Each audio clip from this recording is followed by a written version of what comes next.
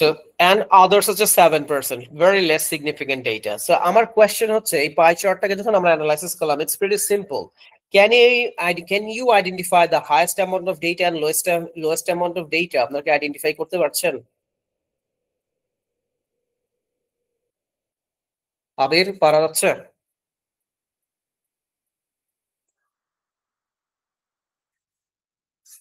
Hello. Yes, sir. And now the table. আমরা last classে কি করেছি? আমরা বলছি টেবলে সবসময় ডেটা একটু বেশি থাকে. So let's go and check. টেবলটা যদি আমরা চেক করি তাহলে টেবলে কি আছে? আচ্ছা, কোশ্চেনসে কি বললো আগে একটু পড়ে আসি। The table shows, নিচে টেবল দেখাচ্ছে how these causes মানে এই যে overgrazing, deforestation, overcultivation, এই কারণগুলো affected three regions, তিনটা রিজিয়নকে এফেক্ট করছে।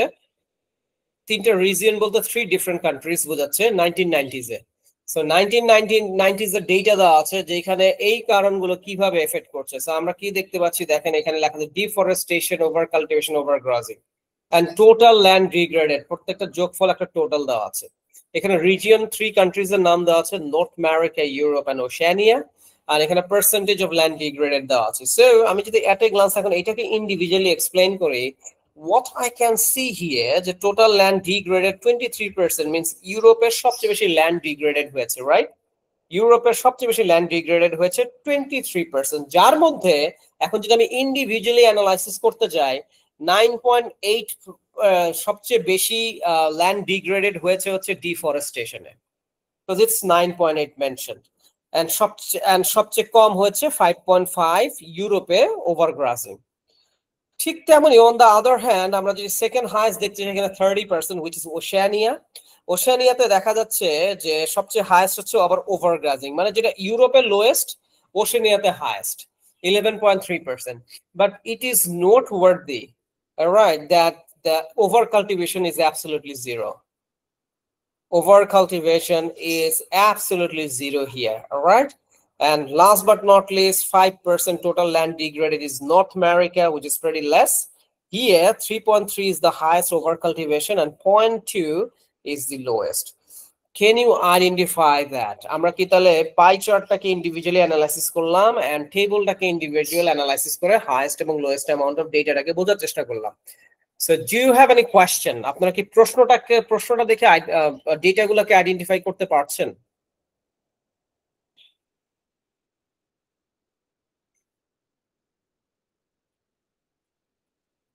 Yes or no? Yes, I can, sir. I'm sorry. Yes, sir. Okay, cool. So in that case, let's go. আমরা এখন আমাদের first step কি, we have to write the introduction. So চলেন আমরা এখন introduction দিয়ে শুরু করব। চলেন। So আমি একটু জুম ইন করে দিচ্ছি।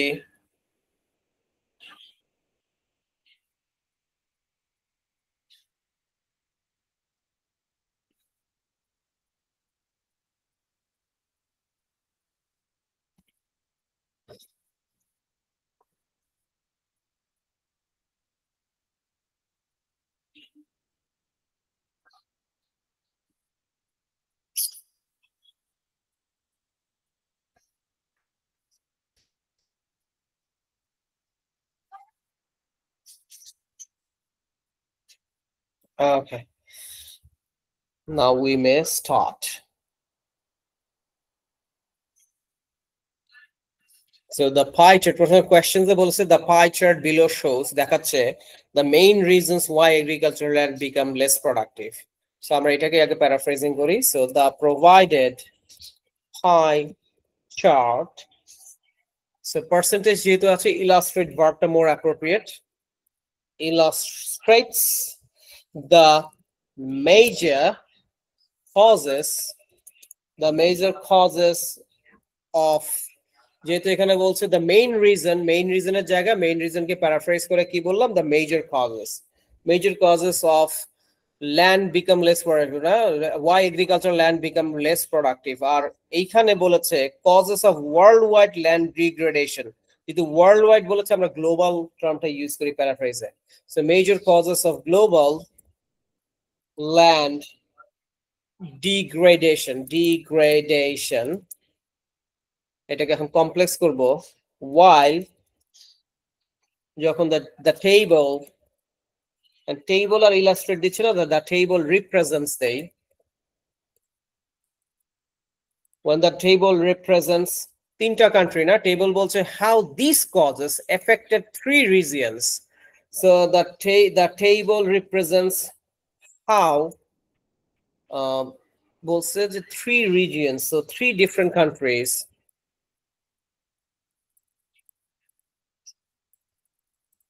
how 3 different countries of the world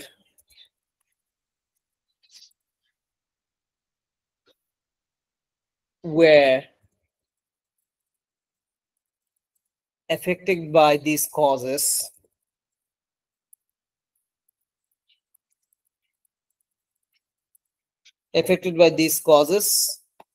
during 1990s.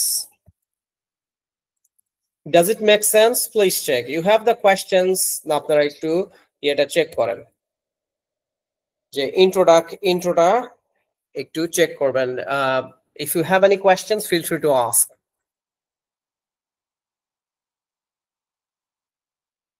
So here we mentioned the pie chart illustrates, and here we mentioned the table represents. Data সবসময় শেষে দেওয়ার চেষ্টা করবেন. It looks good. It looks more presentable. Dataকে সবসময় শেষে দেওয়ার দিকে চেষ্টা করবেন. Do you have any questions regarding introduction or paraphrase? Yes, sir. No question. So তাহলে আমরা চলে যাচ্ছি এখন ওভারভিউতে. ওভারভিউ ফ্রেজিং আমরা সাধারণত ওভারঅল দিয়ে লিখতে পারি. আরো অনেক ফ্রেজেস আছে যেগুলো আমরা ক্লাসে শিখাই. I'm pretty sure you know that. So আমি এখন ওভারভিউতে চলে যাচ্ছি. সো ওভারভিউতে কি করতে হয়? সামারি লিখতে হয়. সো আমাকে দুইটার একটা সামারি লিখতে হবে. সো চলেন এটাও আমি আমার সুবিধার জন্য ইন্ডিভিজুয়ালি একটু সাজাই. সো এখানে হাইয়েস্ট দেখতে পাচ্ছি ওভারগ্রাজিং 35%, second highest 30, deforestation, over cultivation 28%. Okay fine. So আমরা লিখি ওভারগ্রাজিং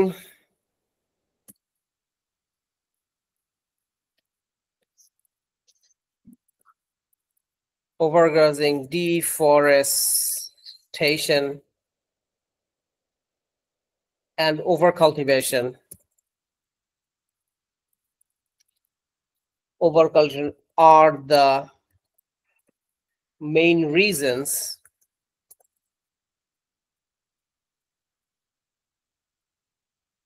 are also land degraded, right? So are the main reasons why farming land is degraded worldwide.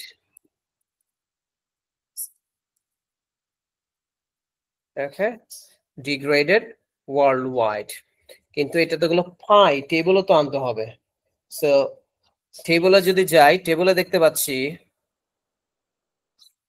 Europe হচ্ছে সবচেয়ে হাইস্ট 23 and নর্থ আমেরিকা হচ্ছে lowest 5%.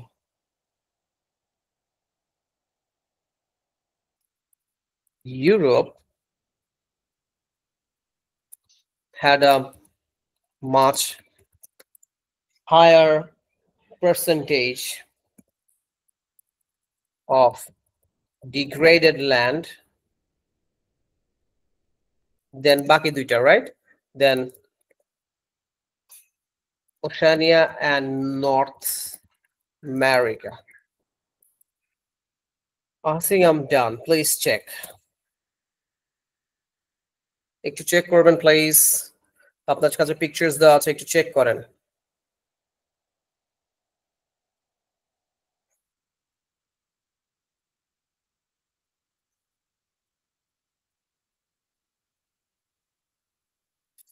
Overgrazing, deforestation, and overculture are the main reasons why farming land is degraded worldwide. Europe has এটাকেও চাইলে আমি complex করতে পারি. Whereas Europe had a much higher percentage of degraded land. So degrade টা বারবার শোনা যাচ্ছে. Unproductive land দেই.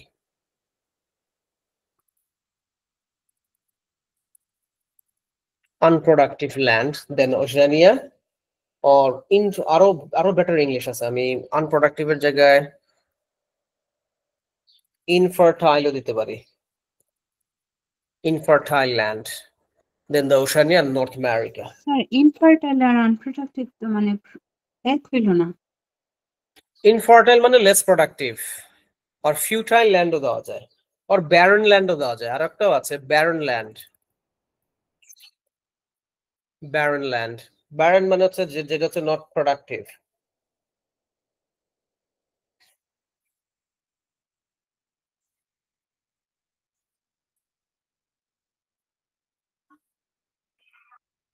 Do you have any question যে কিভাবে ওভারভিউটা সাজানো হয়েছে? No, sir. আছে তো এখানে, যে আবার দেখেন এখানে একটা জিনিস, এখানে ফুল স্টপ চলে আসছে।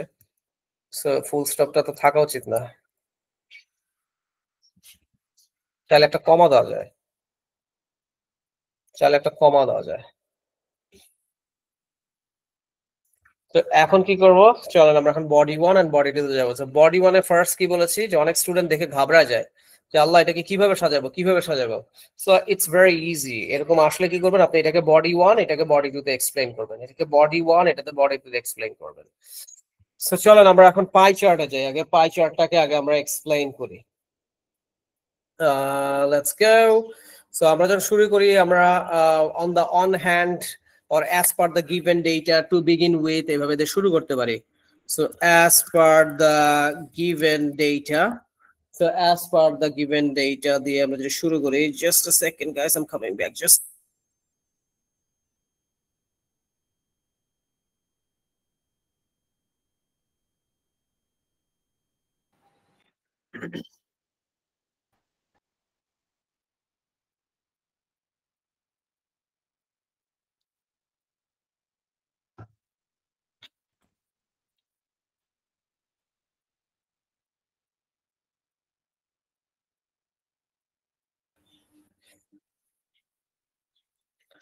so আপনাদেরকে আরো একটা আজকে আমি পড়াবো, আগে এটা একটু শেষ করি।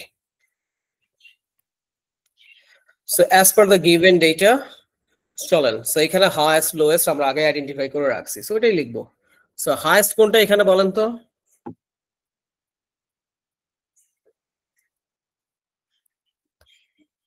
কোনটা হাইয়েস্ট? ওভারগ্রেডিং। ওভারগ্রাজিং। সো এটাকে কিভাবে লেখা যায়, ল্যাঙ্গুয়েজটা কিভাবে লেখা যায়, আমাকে একটু হেল্প করেন।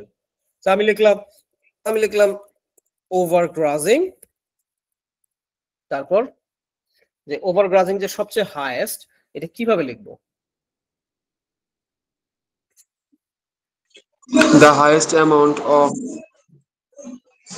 সো আমি এটা একটু নোটস নেই, যেহেতু ওভারগ্রাজিং সবচেয়ে হাইয়েস্ট। তো ওভারগ্রাজিং আপনার যেভাবে বলবেন আমি কয়েকটা নোটস নিব, তারপরে একটা পিক করে সাজাবো, যাতে আমি বুঝতে পারি যে আপনারা কিভাবে হাইয়েস্ট অ্যামাউন্ট কিভাবে লোয়েস্ট অ্যামাউন্টকে এক্সপ্লেইন করতে হয়, আপনারা শিখছেন আপনাদের ক্লাসে। সো ওভারগ্রাজিং যদি হাইয়েস্ট হয় তাহলে overgrazing is higher than all other. Wait, আগে হ্যান্ড রেজ করবেন, আমার কথার মাঝখান দিয়ে কথা বলতেছে, আমার কথা শেষ হোক, এরপর আপনি হ্যান্ড রেজ করবেন like this, then I'll give you the flow. So আমি এখন নোটস নিব। ইয়েস, এখন আপনি বলেন, যারা যারা হাত তুলছেন একজন একজন করে বলেন। So ওভারগ্রাজিং,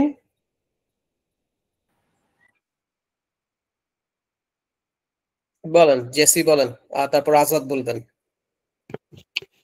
Overgrazing is responsible for most of the degradation I like of it. land. Responsible for, আমি responsible Most of for the- যখন বলছি, তো আমার পার্সেন্টেজটা দিয়ে দেওয়া আছে, 35% ছিল ওদের, 30% রেসপন্সিবল ফর 35%, তাহলে একটা অফ রাখা উচিত। অফ দা কি বলেছেন, ডিগ্রেডেশন। জি স্যার, তাহলে কিসের degradation or losses. Losses, fine, but এটা কিসের degradation? World wide land degradation, right? So জি, এটা স্যার। লিখতে হবে। So 35% of the world's land degradation.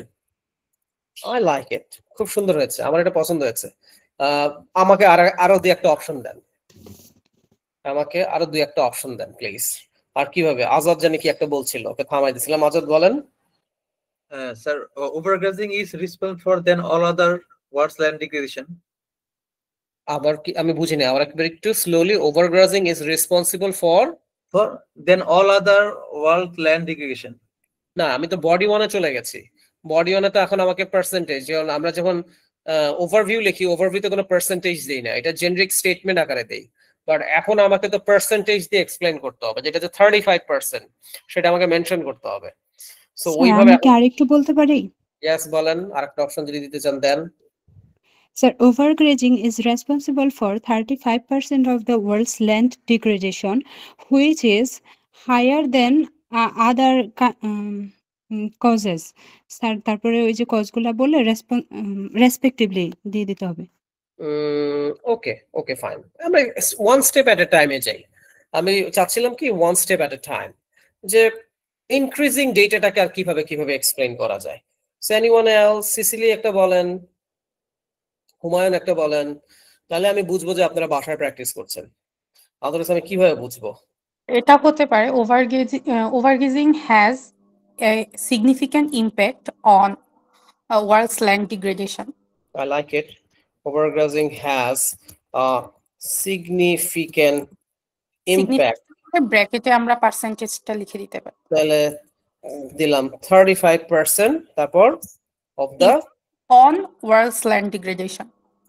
on world's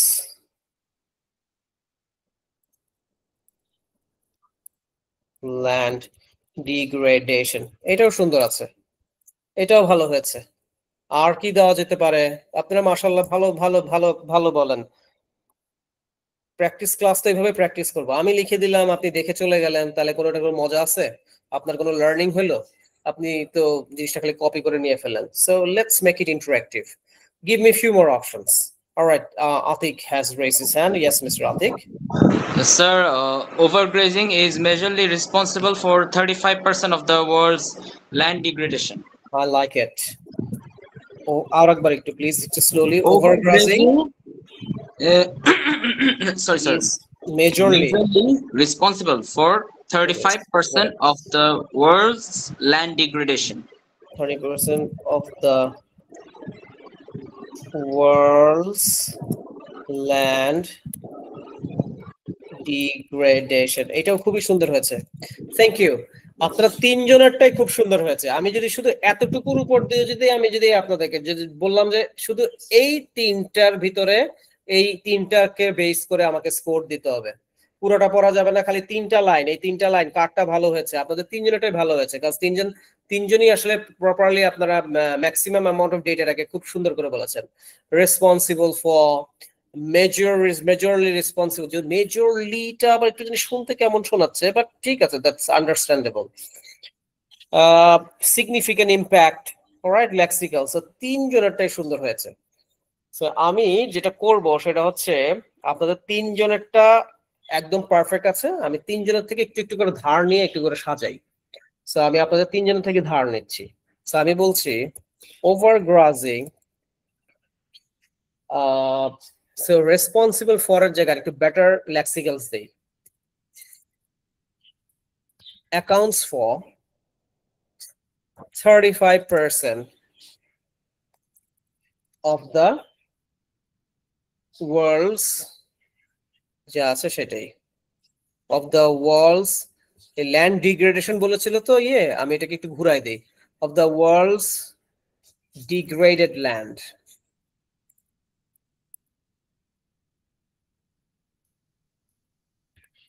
কথাটাকে আমি একটু জাস্ট ঘুরাই দিলাম, তাই না? এইটাকেই আরেকটু বাড়াই, যেটা চেষ্টা করছিল, আমাদের আরেক ফ্রেন্ড চেষ্টা করছিল সুন্দর করে। আর এখানে তো আসলে নামগুলো হুটহাট চলে যায়, আমার খেয়ালও থাকে না। আই থিঙ্ক জেসি ট্রাই করছিল। সো ওর মতো করে আর কি চেষ্টা করি, তার একটু এক্সপ্লেইন করি যে which is the single biggest, আমি স্পেলিংটা পরে ঠিক করছি, which is the single biggest reason for global land degradation. Okay, so highest amount of data টাই আমি এইভাবে এক্সপ্লেইন করলাম। সো আপনাদের থেকে কিন্তু আমি ধার নিয়েছি, নিয়ে কি করলাম জিনিসটাকে আমি এগুলাম এই যে সিঙ্গেল বিগেস্ট রিজন কই পাইলাম এই যে মেজরলি রেসপন্সিবল এইটাকে ধার নিলাম অ্যাকাউন্টস ফর কই পাইলাম এই যে রেসপন্সিবল ফর ধার নিলাম নিয়ে আমি জিনিসটাকে সাজালাম একটু পড়েন তো দেখেন তো কেমন হয়েছে overgrazing accounts for 35% of the world's degraded land which is the single biggest reason for global land degradation right the highest amount সেটাকে বললাম single biggest reasons you understand what I'm saying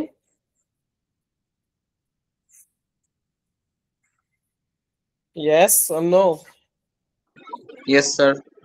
so I think Jesse both are respectively একটা word use করেছে I simply love this word a very demanding word or very effective vocab for your writing task 1 so আমি ওইটাকেও আমি নিব আমার আরো আছে deforestation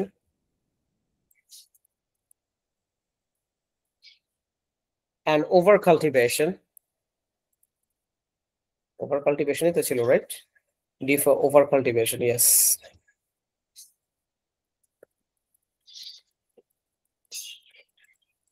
deforestation and overcultivation also has which is fine but আমি যদি একটু better English দেই constitute so কত পার্সেন্ট আছে দেখি তো দুইটা মিলে 30% 28% আমি কি মোর দেন আ কোয়ার্টার বলতে পারবো Yes, sir.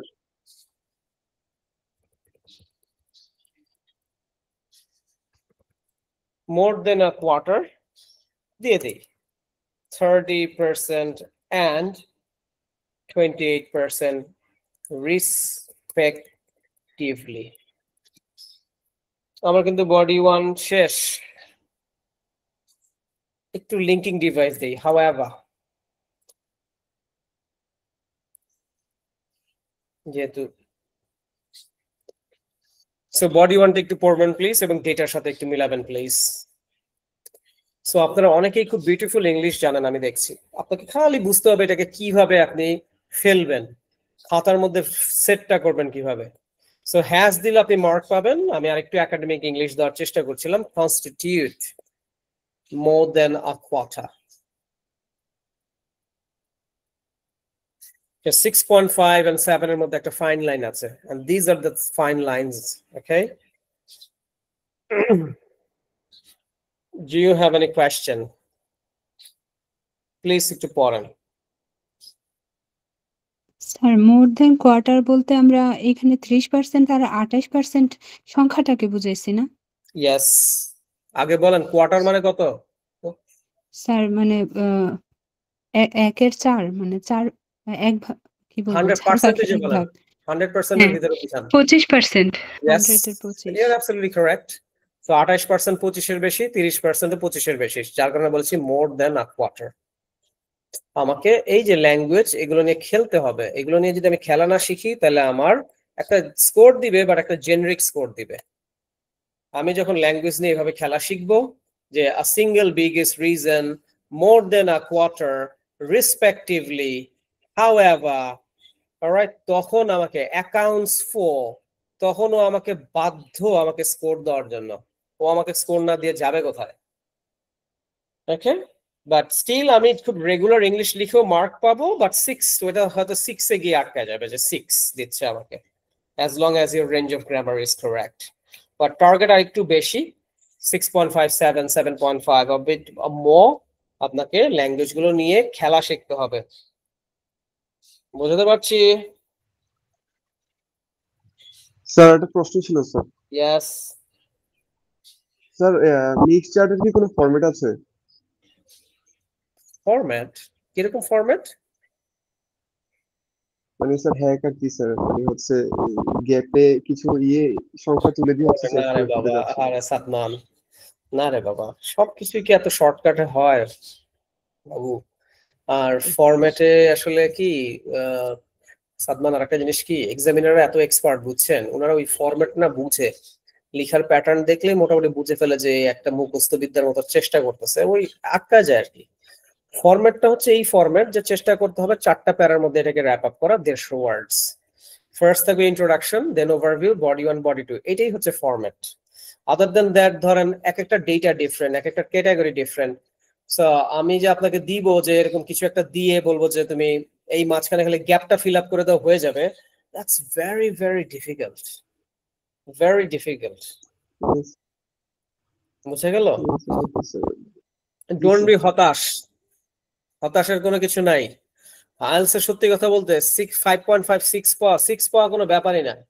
আপনি যদি সাদমান এখন এই মুহূর্তে পরীক্ষা দেন তাও দেখবেন আপনার 6 চলে আসবে, 5.5 to 6 চলে আসবে, বুঝছেন? ইনশাআল্লাহ স্যার, দোয়া করি। এখন যদি এই মুহূর্তে পরীক্ষা দেন তো মানে চলে আসবে, এইটা পাওয়া কোনো ব্যাপার না। একটু 6.5 এর জন্য একটু এফোর্ট দিতে হয়, বাট যদি অ্যাম্বিশন একটু হাই থাকে তখন হচ্ছে আপনাকে আসলে দিতে হবে। খেলাটাই তো হচ্ছে 6.5 to 7, 7 to 7.5, 7.5 to 8, এই 0.5 খেলাটাই হচ্ছে 0.5 এর খেলা। এত এফোর্ট এত কিছু দিতে হয় হচ্ছে 0.5 বেশি পাওয়ার জন্য। ওকে, সো একটা জিনিস মনে রাখবেন, অনেক আগে আমার এক শিক্ষক আমাকে বলছিল যে পাশ করার জন্য বেশি পড়তে হয় না, পাশ করার জন্য এই দিনে একটু দেখলেই পাশ করা যায়, বাট ভালো রেজাল্টের জন্য পড়তে হয়। তো 33-এ পাস ধরলাম কথার কথা, এর জন্য আপনাকে বেশি এফোর্ট দিতে হবে না, আপনি ওই হেইলা দুইলা পাস করে ফেলবেন। বাট টার্গেট হচ্ছে ভালো রেজাল্ট, যে আমাকে 80 পাইতে হবে, ওকে, আর 80 প্লাস পাইতে হবে। Now you have to put some hard work, you have to go to the extra mile, okay. But আমরা আগে পাসটা আগে এনশিওর করে নেই সাদমান। Yes, sir.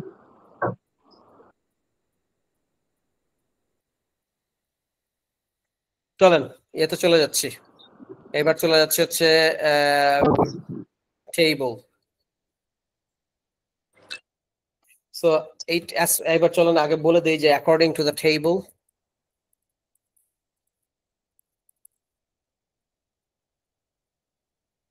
সো টেবলের হাইয়েস্ট হচ্ছে Europe, right, 23%। So then again, so ওইভাবে লিখবো, ওই যে সিসিলি বলেছিল সিগনিফিকেন্ট প্রপোর্শন, ওর মতো করে লিখবো। So Europe had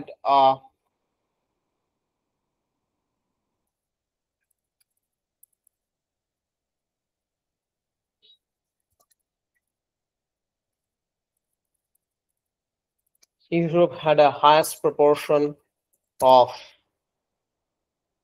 sir degrade. হাইয়েস্টের আগে এ Europe, এটা দা হবে আসলে। এখন ঠিক আছে? জি স্যার। ইউরোপ হ্যাড দা, এটা চলে আসে টাইপিং করতে গেলে, টাইপিং অতটা অভ্যস্ত না তো, কিছু কিছু টুকটাক দেখুন স্পেলিং মিস্টেক হচ্ছে টাইপিং করতে গিয়ে, হঠাৎ করে আর্টিকেল গুলো ভুলভাল প্রেস করে যাচ্ছে, বাট অবশ্যই চোখে বলে ধরাই দিবেন। So Europe had the highest proportion of degraded land,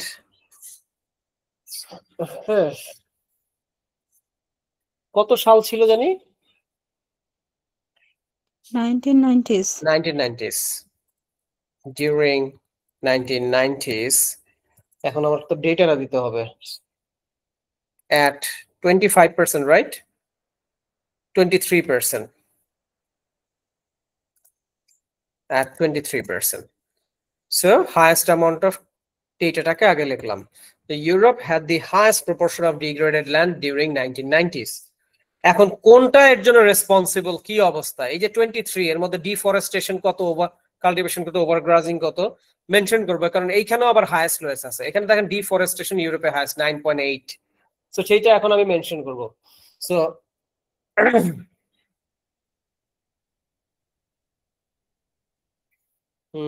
the biggest factor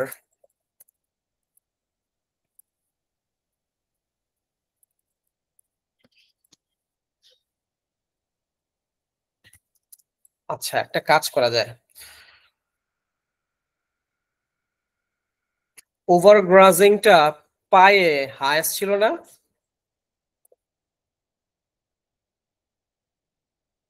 G sir. কিন্তু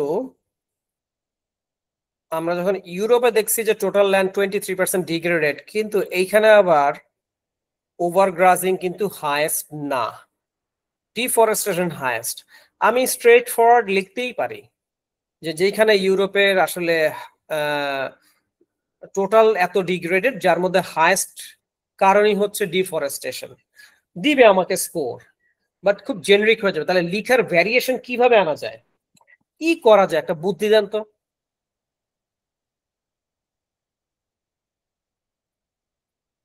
বা পায়ের সাথে কি কোনোভাবে একটা রিলেশনশিপ বিল্ড করা যায়, পাইয়ের সাথে কি একটা রিলেশনশিপ বিল্ড করা যায়? স্যার বিষয়টা এমন ভাবে লেখা যায়, মানে পাই চার্ট থেকে আমরা যদিও দেখতে পাই ওয়ার্ল্ড ওয়াইড ওভারগ্রেজিং লসটা বেশি করে, কিন্তু ইউরোপে সবচেয়ে বেশি প্রভাব ফেলে ডিফরেস্টেশন। এই মেয়েটার জন্য একটা করতালি দেন এবং এই তালিটা টানা 30 সেকেন্ড চলতে থাকবে, ঠিক আছে? পুরো 30 সেকেন্ড সবাই তালি দিতে থাকেন।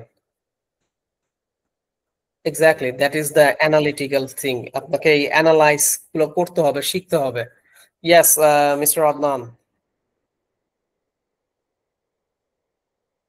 do you have any question?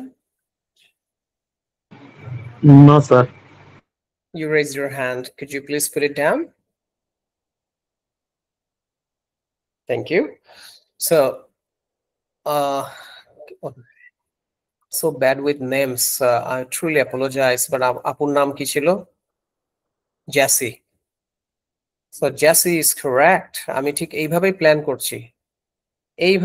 করছি, যে যদিও পায়ে দেখতে পাচ্ছি হাইয়েস্ট ছিল ওভারগ্রাজিং, কিন্তু যদিও যখন আমি টেবলে দেখতে পাচ্ছি যে ইউরোপে কিন্তু আসলে ওভারগ্রাজিং হাইয়েস্ট না, এইখানে বরঞ্চ ডিফরেস্টেশন হাইয়েস্ট। এইভাবেই আমি ভ্যারিয়েশন আনবো এবং এইভাবে আমি কম্পারিজন করব। So the biggest factor in Europe was not overgrazing, but কি ছিল? Deforestation,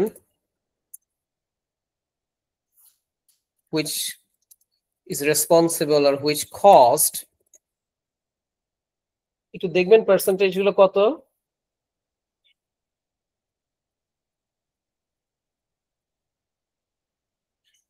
$9.8.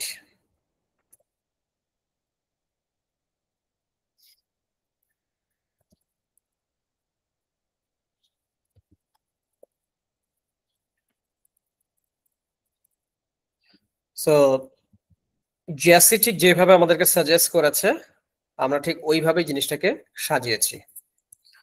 আমরা বলেছি যে ইউরোপ যদিও হাইয়েস্ট, যেখানে তার টোটাল 23% ল্যান্ড ডিগ্রেডেড, যেখানে দেখা যাচ্ছে যে ওভারগ্রাজিং পাই চার্টের মতো এখানে কিন্তু হাইয়েস্ট না, বরঞ্চ ডিফরেস্টেশন হচ্ছে এখানে হাইয়েস্ট, এবং সেটা 9.8% for the less productive land. You understand what I am saying guys? বোঝা যাচ্ছে?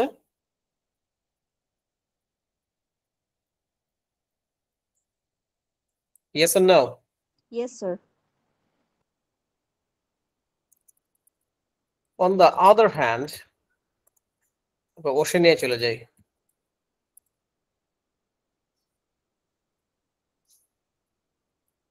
এখানে আবার ওভারগ্রাজিং হচ্ছে highest 11.3, right? So on the other hand আমরা বলতে পারি Oceania was the second major affected region, 13%। আগেটা টোটাল বলতে হবে।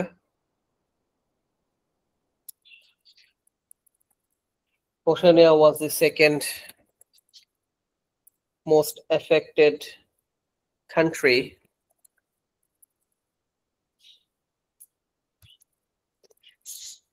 with total of 13%. মনে হচ্ছিল একটু রিঅ্যাসিওর করবেন আমাকে।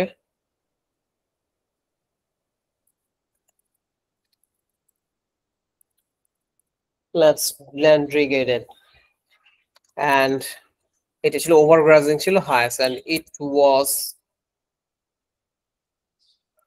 mostly cost কথাটা একবার দিয়েছি, রাইট? সো কস্টের বদলে কি বলা যায়? Mostly produced cause এর জায়গায় কি affected বলা যায়? I'm sorry, affected affected দিলাম, এই যে মাত্র affected Sir, বলেছি। occurred? I'm sorry, Occurred. occurred. Yes, sir. Yes, more I like it. Mostly occurred. It was mostly occurred by overgrazing. কত percent overgrazing? 1.3%. Okay, so on the other hand আর একটা linking device দিলাম, দিয়ে কি করলাম যে ওশানের কথা বলছি। ইউরোপ তো এখানে প্রথমে এক্সপ্লেইন করলাম, ইউরোপ, দেন সেকেন্ড হচ্ছে ওশানিয়া, এবং বলেই দিয়েছে যে second most affected country, total এত percent land degraded and mostly occurred by overgrazing at 11.3%। কিন্তু এইখানে একটা জিনিস খুব মজা লাগছে আমার কাছে, যেটা মেনশন না করলে আসলে ঠিক মতো কম্পারিজন হবেই না। ওভার কাল্টিভেশন দেখছেন একদম জিরো, দেখেছেন? হ্যালো, জি স্যার, দেখেছি। এই আমার কিন্তু মাঝে মাঝে নেট একটু পাগলামি করে, সো আপনারা একটু রেসপন্স করেন। ইয়েস নো না বললে আমি মনে করবো আমার নেট মনে হয় কোনো ঝামেলা করতেছে, সো একটু বলবেন, ওকে? সো চলেন লিখি। সো আমি লিখলাম, it is noteworthy that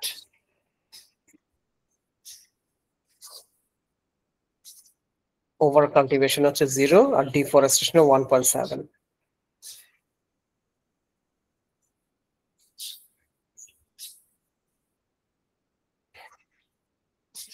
over cultivate করেই নেই একদমই। so noteworthy that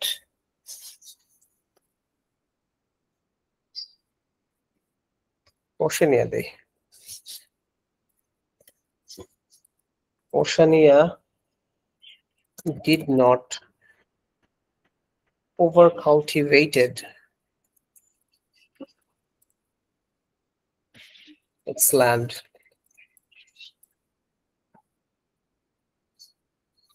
means 0. Does it make sense?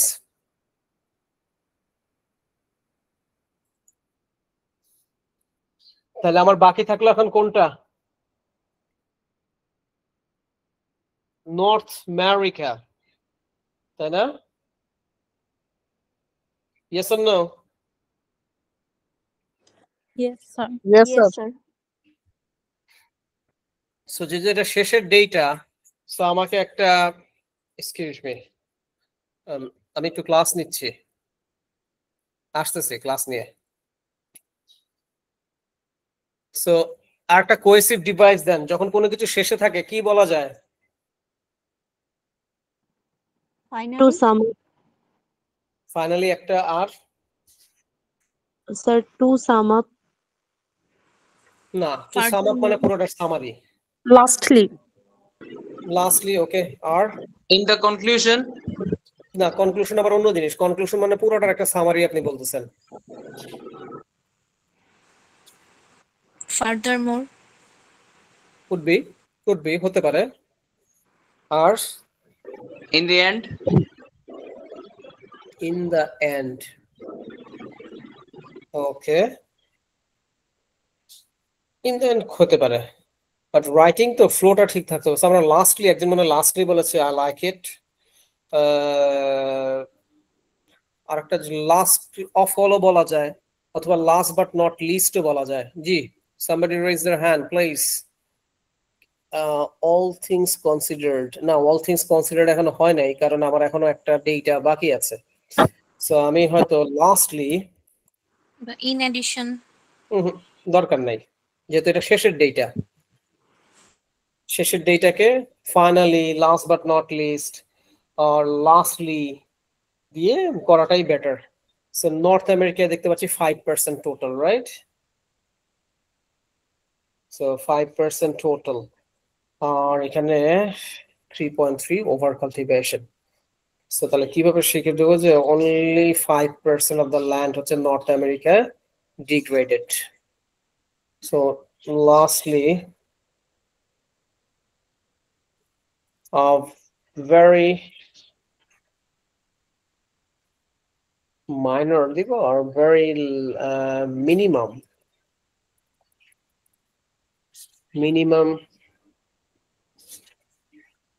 proportion of land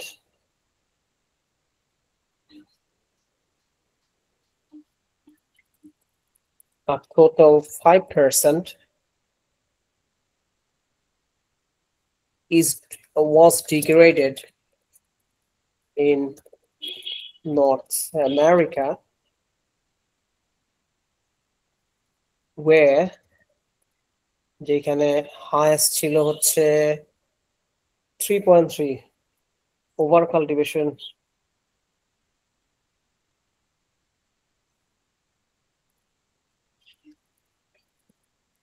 where over cultivation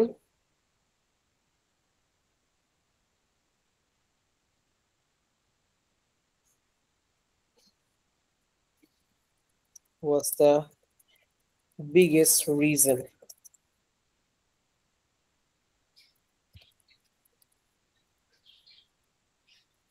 Done. শেষ করে ফেললাম। Guys, please check. Body 1, body 2 দুইটাই একটু ডেটার সাথে চেক করেন কোথাও কি আমরা ডেটা মিস ইন্টারপ্রেট করলাম কিনা। ওকে, আপনাদের কোনো প্রশ্ন আছে কিনা mixed chart নিয়ে? দেখেন mixed chart is pretty easy to sum up, to encapsulate the entire discussion. All you have to do is to discuss the diagram separately. আপনি যেখানে থাকবে এখানে যদি লাইন গ্রাফ থাকে, এখানে টেবল থাকে, লাইন গ্রাফটাকে আপনি ইন্ডিভিজুয়ালি এক্সপ্লেইন করেন, টেবলটাকে আপনি ইন্ডিভিজুয়ালি এক্সপ্লেইন করে দেন। ওকে, যদি আপনি এক্সপ্লেইন করার সময় যেটা সেকেন্ড এক্সপ্লেইন করবেন, যেটা সেকেন্ড থাকবে মানে বডি 2, ওটা এক্সপ্লেইন করার সময় চেষ্টা করবেন যে ফার্স্ট থেকে কোনো এলিমেন্ট নিয়ে কম্পারিজন করা যায় কিনা। যদি আপনার জন্য এটা ডিফিকাল্ট হয় আপনি শুধু টেবিলটাকে ইন্ডিভিজুয়ালি এক্সপ্লেইন করে দেন, that's fine, but it's better আপনি একটু কম্পারিজন করার চেষ্টা করেন ইন দ্য সেকেন্ড পার্টে যদি আপনি একটু কম্পারিজন করতে পারেন, you deserve a very good score in your combined chart or mixed chart. Sir mixed চার্টের ক্ষেত্রে কি কম্পারেটিভলি ওয়ার্ড কাউন্ট একটু বেশি হয়? হ্যাঁ, কারণ দুইটার কম্বিনেশন থাকে তো। দেখেন আমারটাও প্রায় 192 হয়ে গেছে, বাট আমারটা 192 হওয়ার কিছু কারণও আছে, কারণ আমি বোধহয় কিছু জায়গায় স্ল্যাশ ইউজ করছি, ওগুলো কি ফালাই দিব? এই যে এখানে যখন স্ল্যাশ দিছি,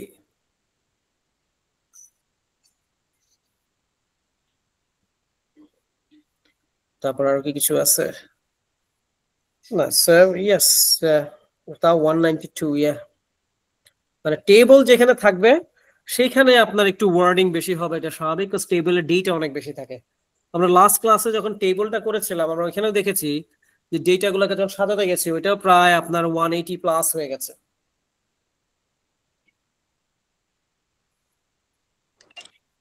স্যার কম্পেয়ার না করলে কি স্কোর কমে যাবে? কোনটা না করলে? কম্পেয়ার দুটোর মধ্যে। আচ্ছা, এটা আমি একটু আপনাকে দেখাই দেই। আমি ব্যান্ড ডেসক্রিপ্টরে যাচ্ছি, রাইটিং ব্যান্ড ডেসক্রিপ্টর, এটা পুরানোটা, নতুনটাই আমি যাচ্ছি।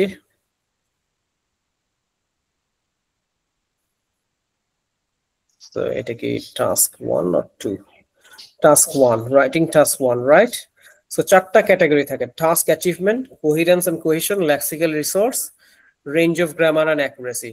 প্রত্যেকটাতে 9 9 9 9। এখন আমি একটা করে যাই যে টাস্ক অ্যাচিভমেন্টে আসলে কি দেখবে। টাস্ক অ্যাচিভমেন্টে দেখে হচ্ছে যে আপনি ডেটাগুলো ঠিকমতো দিয়েছেন কিনা, ওভারভিউ ঠিকমতো দিয়েছেন কিনা, সিকোয়েন্স জিনিসগুলোকে আপনি সিকোয়েন্সলি সাজিয়েছেন কিনা, এবং আরেকটা জিনিস দেখবে যে আপনার লেখাটা মেকানিক্যাল কিনা। সো হোয়াট ডাজ ইট মিন? আমি যদি ব্যান্ড স্কোর 5 এ যাই, এখানে একটা কথা বলা আছে, the recounting of the detail is mainly mechanical. এই কথাটার মানেটা কি জানেন? যখনই আমি এই যে কোনো কম্পারিজন করতে পারছি না, মানে আমি সিম্পলি বলছি এটা এত পার্সেন্ট, এটা এত পার্সেন্ট, আসলে এটা হাইয়েস্ট, এটা সেকেন্ড হাইয়েস্ট, এটা লোয়েস্ট, সিম্পলি ওইভাবে ডিসকাস করে দিচ্ছি। মানে লেখার মধ্যে কোনো কমপ্লেক্স সেন্টেন্স নাই, কোনো ভ্যারিয়েশন নাই, কোনো কম্পারিজন নাই, তখনই আমাকে according to the band descriptor examiner বলছে আমার রাইটিংটা অনেক মেকানিক্যাল। সো আমার রাইটিংটা মেকানিক্যাল দেখে তখন আমাকে কত দিচ্ছে টাস্ক অ্যাচিভমেন্টে? কত? 5 দিবে স্যার। Five. এখানে যদি মানে টেবিলের এইখানে দুটোর যদি পাই চার্ট থাকতো তাহলে দুটোর মধ্যে কি কম্পেয়ার করা লাগতো, নাকি একটার মধ্যে যেগুলো পার্সেন্টেজ আছে সেগুলোর মধ্যে কম্পেয়ার করলেই হবে? মিক্সচার তো আপনার সব সময় মিক্স থাকবে, বাট আপনি যদি ইন্ডিভিজুয়াল পাই চার্টে যান ওটা 2টা পাই থাকতে পারে, 4টা পাই থাকতে পারে, 6টা পাইও থাকতে পারে, যেটা আমরা যখন ক্লাসে করাই তখন আমরা দেখাই দিই। তখন তো আপনাকে একটা মিক্স এন্ড ম্যাচ করার চেষ্টা করতে হবে। সাধারণত পাই চার্টে কোয়েশ্চেন্স এরকম একটা ডিরেকশন দিয়ে দেয় যে আপনি you need to combine, you need to make comparison পায়ে। ওকে, বা দেখা গেল যে অনেক সময় বার চার্ট বা লাইন গ্রাফে আসলে তো লাগে না, তো ওটা আলাদা ক্যাটাগরি অনুযায়ী আপনি এক্সপ্লেইন করতে পারেন। But if it's pie, it's better to make compare and comparison. In fact সব ক্ষেত্রে আপনি কম্পারিজন করেন। আপনার যদি টার্গেট থাকে 7+, আপনাকে কম্পেয়ার কম্পারিজন করা শিখতে হবে। বুঝা গেল? Okay sir. আচ্ছা, ওকে। সো মেকানিক্যাল রাইটিং করা যাবে না। যদি মেকানিক্যাল রাইটিং করি 5 দিবে, যে বলেই দিছে ওরা যে মেকানিক্যাল রাইটিং এর জন্য 5, কিন্তু শর্ত আছে ওইখানে অ্যাটলিস্ট আপনার গ্রামার ট্রামার এগুলা ঠিক থাকতে হবে। তারপর দেখি মেকানিক্যাল রাইটিং যারা 5 তাদের ক্ষেত্রে রেঞ্জ অফ গ্রামার কি বলছে, যে আর বলছে লিমিটেড স্ট্রাকচার মিন্স আপনার গ্রামার খুব লিমিটেড এবং রিপিটেটিভ, যেমন এন্ড বাট দেন অনেক রিপিট ওয়ার্ডস ইউজ করতেছেন আপনি। অলদো যদিও complex sentence are attempted, complex sentence লেখার চেষ্টা করছে সে, they tend to be faulty, accurate হয় নাই। And the greatest accuracy is achieved on simple sentence, মানে সে সিম্পল সেন্টেন্স মেক করতে পারছে। কমপ্লেক্স সেন্টেন্স যখনই লিখতে যাচ্ছে কোথাও না কোথাও সে ভুল করতেছে। Grammatical errors may be frequent and cause some difficulties in the reader. Alright, punctuation may be faulty, comma টমা আপনি ঠিক করে দিচ্ছেন না, যার কারণে রেঞ্জ অফ গ্রামারে গিয়েও আপনাকে 5 ধরা দিল।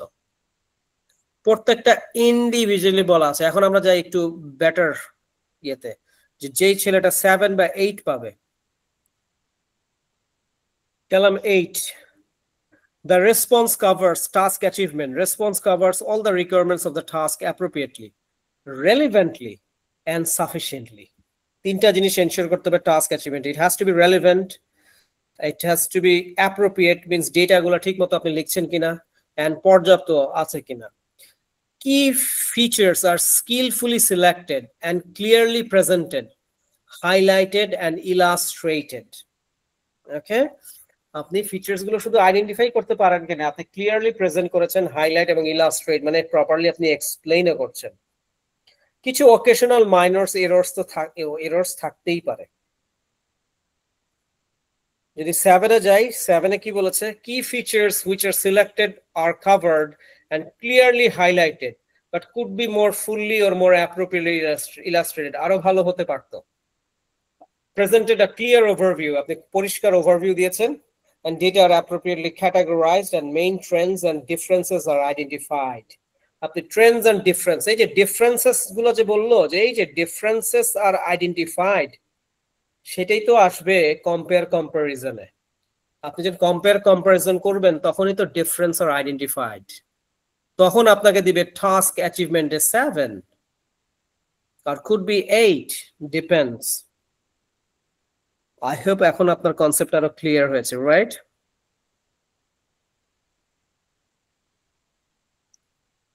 বুঝাতে পারছি? হ্যাঁ স্যার, বুঝতে পারছি। সো ইয়েস, তো এই ছিল হচ্ছে মিক্সড ডায়াগ্রাম। আজকে বেসিক্যালি ক্লাসে আপনাদেরকে আনানোর উদ্দেশ্যটা ছিল হচ্ছে আপনাদেরকে আমি মিক্সড ডায়াগ্রামটা আজকে আপনাদেরকে করায় দেব। ওকে, সো আমরা গত ক্লাসে টেবিল করাইছি, মিক্সড ডায়াগ্রাম করাইছি, এরপর আবার হয়তো কোনো একটা পার্টিকুলার মডিউলে চলে যাব আমরা। একটু আপনাদের সাথে এখন একটু গল্প করি, ক্লাস শেষ করার আগে একটু গল্প করি যে এই নভেম্বর ডিসেম্বরে কারা কারা পরীক্ষা দিবেন একটু হ্যান্ড রেজ করেন প্লিজ। সো সিসিলি দিবে নভেম্বরের পরীক্ষা। সিসিলি কবে দেওয়ার ইচ্ছা? স্যার নভেম্বরই দেওয়ার ইচ্ছা, মিডল অফ নভেম্বর মেবি। আচ্ছা, কোন মডিউল কি আর বাকি আছে আপনার? আমার রাইটিং টাস্ক 2 চলছে, আমার শেষ হয়ে যাবে। তারপর শেষ। আপনি এক কাজ করেন, আপনি 1-2 দিনের ভিতরেই আপনি মক টেস্ট দেওয়া শুরু করে দেন। জি স্যার। ওকে, মক টেস্ট দিবেন এবং প্রত্যেকটা মকের স্ক্রিপ্ট নিয়ে আমার সাথে বসবেন। আমি বা মকের স্কোর বা নাম্বারস গুলো একটু আমার সাথে শেয়ার করবেন, so that I can understand your progress. জি ঠিক আছে। ওকে, তাহলে আমি বুঝতে পারবো একটা খাতাও ফেলবেন না। যদি 5টা মক দেই, 5টা মানে চেষ্টা করব যে একটা যদি ধরেন 6 পাইছি, পরেরটা 6.5 কিভাবে পাওয়া যায়, পরেরটা 6.5 পেলে তাহলে সামনেরটা কিভাবে 7 পাওয়া যায়। সো আমাদের ওইভাবে প্রগ্রেস করতে হবে। ওকে, একটা প্রপার রুটিন সাজান, ডেইলি 4 আওয়ার্স মিনিমাম এফোর্ট দেওয়ার চেষ্টা করেন। এটা গেল সিসিলি। What about others? আর কেউ পরীক্ষা দিব না নভেম্বর ডিসেম্বরে?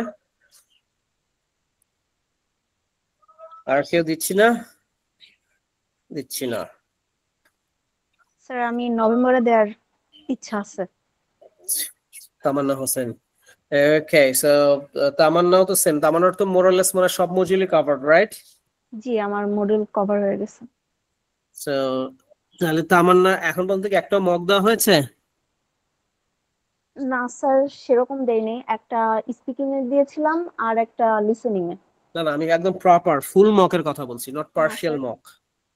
ফুল মক দেইনি। ফুল মক দিতে হবে। ফুল মক না বসলে আপনি অনেক কিছুই বুঝবেন না, কারণ এক্সামে কিছু ফর্মালিটি থাকে। তারপর আপনার ধৈর্য, মানে এক্সামে এতক্ষণ টানা বসে যে প্রায় অলমোস্ট 3 আওয়ার্স এর কাছাকাছি বসে পরীক্ষা দেওয়া, সেই এক্সামের যে স্ট্রেস, এগুলো আপনি যখন মক দিবেন আপনি আস্তে আস্তে আপনার ব্রেন, আপনি আপনার মাসল মেমোরি, আপনার মাসল এগুলো আস্তে আস্তে অভ্যস্ত হবে এই স্ট্রেসের সাথে, যাতে রিয়েল এক্সামে গেলে আপনার কাছে কোনো কিছুই নতুন মনে হবে না। যখন আপনি এগুলো করে স্ট্রেস ফ্রি হয়ে যাবেন, তখন আপনি আপনার পারফরমেন্সে ফোকাস করতে পারবেন। ওকে, আমাদের ছেলে পেলেগুলো কেন ভালো করছে জানেন? কারণ আমরা রিয়েল এক্সাম ভেন্যুতে পরীক্ষা নাই তো, সো এক্স্যাক্টলি জানে যে এখানে এসির টেম্পারেচার কেমন, সিট কেমন, গার্ড কিভাবে দেয়, ক্যামেরা কি অবস্থা, মোবাইল কোথায় জমা দিতে হয়, ফাইল কোথায় জমা দিতে হয়, স্পিকিং কোন রুমে হবে, কোন চেয়ারে সে বসবে। সো তার কাছে আসলে কোনো কিছু নতুন কোনো কিছু না, এভরিথিং তার কাছে পরিচিত। তখন কি হয় যে তার কাছে সারপ্রাইজ কোনো এলিমেন্ট নাই, সে তখন তার ফুললি পারফরমেন্সে ফোকাস করে, যার কারণে আমাদের ছেলেপেলে দেখবেন রেজাল্ট আলহামদুলিল্লাহ বেশ ভালো হচ্ছে। Cecily, you raised your hand. Any question?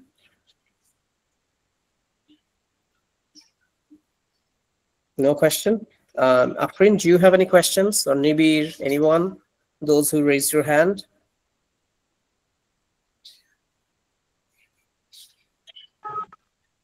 Yes, sir. আসলে আমিও পরীক্ষা দিতে যাচ্ছিলাম স্যার নভেম্বরের মাঝামাঝি এই টাইমে। মক দেওয়া হয়েছে? তো মক এই তো আমাদের তো রাইটিং এ মেবি 2টা ক্লাস বাকি আছে, তো এটা শেষ হওয়ার পরে তো আমার মানে না, দ্যাটস ওকে।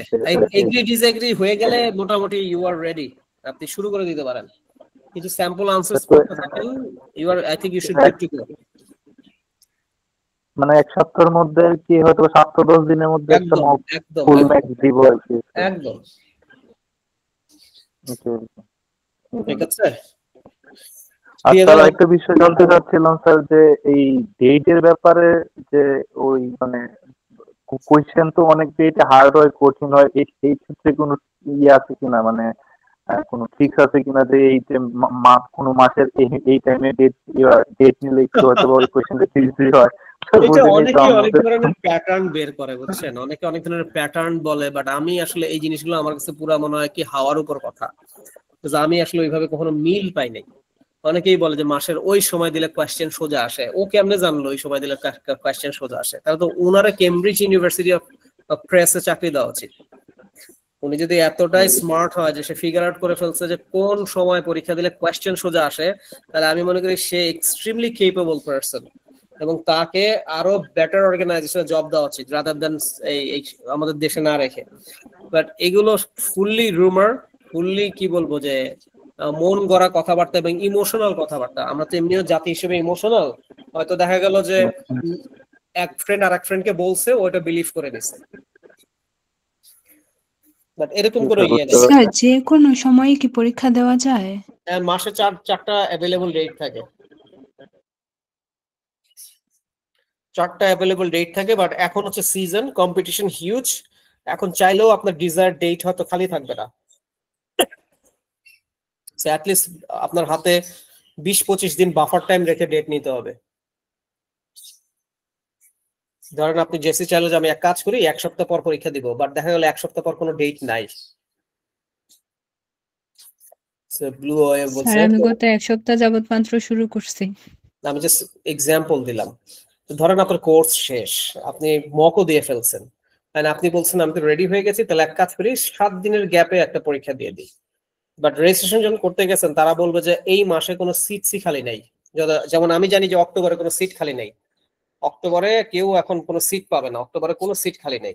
ইভেন নভেম্বরে বোধহয় ফার্স্ট উইক আর সেকেন্ড উইক বোধহয় ফিল আপ আছে এখন, যেটা নভেম্বরে পরীক্ষা দিল কারণ মনে হয় 15 নভেম্বরের পরে ডেটে যেতে হবে।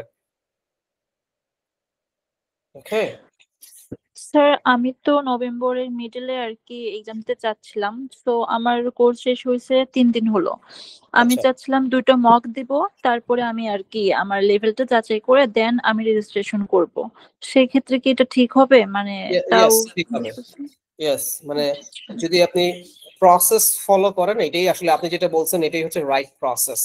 অনেক সময় যেটা হয় কি যে ডেডলাইনকে মাথায় রেখে তখন একটু স্টুডেন্ট তাড়াহুড়া শুরু করে দেয় যে আয় হায় এর মধ্যে যদি আমি পরীক্ষা না দেই, রেজাল্ট যাই আসুক আমি তো অ্যাপ্লাই করতে পারবো না।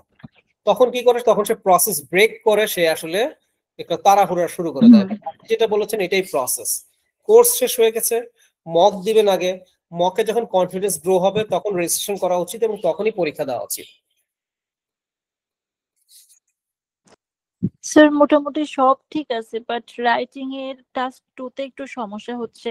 মানে যখন আমি অনেক বড় সেন্টেন্স গুলা তৈরি করতে যাচ্ছি, আমার সেন্টেন্সের মাঝখানে একটু আর কি সমস্যা হয়ে যাচ্ছে ঠিক করতে, সেন্টেন্সটা ঠিক করতে আর কি। অনেক বড় সেন্টেন্স লিখার দরকার নাই। আইএলসে যদি আপনি কমপ্লেক্স সেন্টেন্স তৈরি করেন, এখানে একটা রুল আছে, তারা complex sentence overly complex or convoluted sentence পছন্দ করে না। যেমন আমরা যখন মকের অনেক খাতা পাই দেখি 3-4 লাইন হয়ে গেছে, সেন্টেন্স শেষ হয় না, it's too big complex sentence, তখনই একটা না একটা প্রবলেম হবে। সো আমরা একটা ডিরেকশন পেয়েছি, সেটা হচ্ছে যে কেউ স্টুডেন্ট কমপ্লেক্স সেন্টেন্স করে তাও চেষ্টা করতে পারে তাকে 13 ওয়ার্ডস এর মধ্যে ক্লোজিং করা উচিত, 11 to 13 ওয়ার্ডস এর মধ্যে ওই সেন্টেন্সটাকে ক্লোজ করা উচিত। ওকে, সো ইটস বেটার আপনি অনেক বড় বড় সেন্টেন্স লিখলেই যে আপনি মার্ক পাবেন ব্যাপারটা কিন্তু তা না। সো আপনি কমপ্লেক্স ইউজ করবেন, বা চেষ্টা করবেন 11 to 13 ওয়ার্ডস এর মধ্যে এটাকে কিভাবে র‍্যাপ আপ করা যায়। ওকে স্যার, অ্যাকচুয়ালি এটা আমি জানতাম না, এখন জানলাম, সো আমি এইভাবে আর কি চেষ্টা করব। অবশ্যই অবশ্যই, থ্যাংক ইউ। ভালো হবে ইনশাআল্লাহ, আপনারা ভালো করবেন। যদি কোনো হেল্প লাগে ফিল ফ্রি টু আস্ক, আমাকে জিজ্ঞেস করতে পারেন। আমি তো টিচার্স রুমেই থাকি, বাট আমার স্কেডিউল একটু হেক্টিক, দেখবেন যদি জানি না আপনাদের সাথে আবার দেখা হয় কিনা, দেখবেন আমি সবসময় দৌড়াদৌড়ি করতেছি। সো মানে এক জায়গায় স্থির থাকার সুযোগটা খুব কম, বাট যদি কখনো সময় সুযোগ হয় অবশ্যই আমি আপনাদের স্ক্রিপ্ট চেক করে দিব। স্যার আমি আপনাকে কিছুদিন আগে ফোন করছিলাম 2-3 বার, মানে আমার একটা প্রবলেম হয়েছিল ওইটা আর কি আপনার কাছে সাথে কথা বলার জন্য, কিন্তু আপনি হয়তো ব্যস্ত ছিলেন যার কারণে ফোন ধরতে পারেন নাই। একদমই ফোন করবেন না আমাকে, আল্লাহর রাস্তায় কেউ ফোন করবেন না। ওকে, জাস্ট ফোন করলে ফোন ধরে নেবেন যে ফোন আর ফোন আর পিক হবে না। বেটার হয় হোয়াটসঅ্যাপে টেক্সট ছেড়ে রাখবেন, একটু পরিচয়টা দিয়েন যাতে আমি আইডেন্টিফাই করতে পারি আপনি কে। তখন আমি যেটা করব, আমি সাধারণত যেটা করি যে আমার অনলাইন সব ক্লাস শেষ হয়ে যায় রাত 9:30। তখন হয় কি আমার নিজের শরীরও ছেড়ে দেয়, আমি একদম ধপাস বিছানা একদম পড়ে যাই। সো ওই একটু রেস্ট নিয়ে মাঝখান দিয়ে হয়তো একটু দেখি যে কোনো পেন্ডিং মেসেজ ট্যাসেজ আছে কিনা, তখন যেগুলো চোখে পড়ে ওগুলো রিপ্লাই তখন দেওয়া শুরু করি। সো ইনশাল্লাহ আমি রিপ্লাই দিব, একটু হয়তো একদম সাথে সাথে রিপ্লাই না, দেখা গেল একটা সার্টেন টাইম পরে আমি হয়তো রিপ্লাই করছি। সো ভুল বুঝবেন না যে স্যার মেসেজ দিছি স্যার মনে বিরক্ত হয়েছে বা ভাব মারতেছে, ব্যাপারটা একদমই তা না। ওকে, তাহলে thank you so very much. তাহলে আজকের ক্লাস এতটুকুই থাকুক, ইনশাআল্লাহ আপনাদের সাথে নেক্সট ক্লাসে দেখা হবে নতুন একটা মডিউল নিয়ে, আপনাদেরকে আমরা জানাই দিব। কিপ প্র্যাকটিসিং আস, ভালো থাকবেন সবাই, আসসালামু আলাইকুম।